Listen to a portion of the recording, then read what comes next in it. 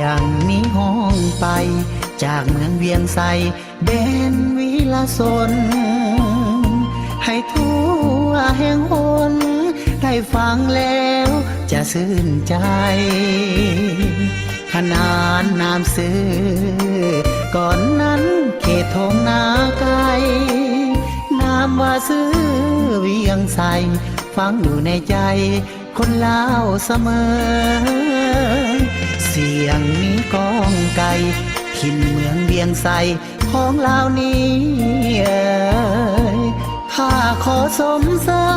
ยเมืองวิลสนแห่งศาสตร์เป็นฐานที่มันของการปฏิวัติลาวถิ่นกำเนิดสปปลาวคนลาวทุกคนจงหู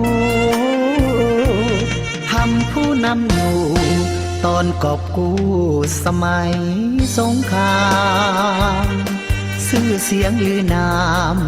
ดังก้องทั่วโลกโลกาเต้าห่มสามัคคีบรรดาเผ่า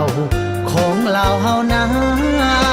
นี่แหละคือความเก่งกาผู้นำพาสลาดสองใส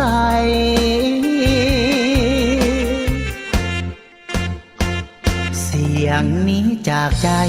ของเมืองเวียงไสเรียบแคมน้ำสิมเสิร์นลองมาซิมปิ้งปลาแพกแกงหน่อไม้ลอยฟังขับไตแดงนั่งแยงหน้าเข้าไก่น้อยมีสายลมเย็นจอยฟังเสียงสาวน้อยอีดูน้ำแน่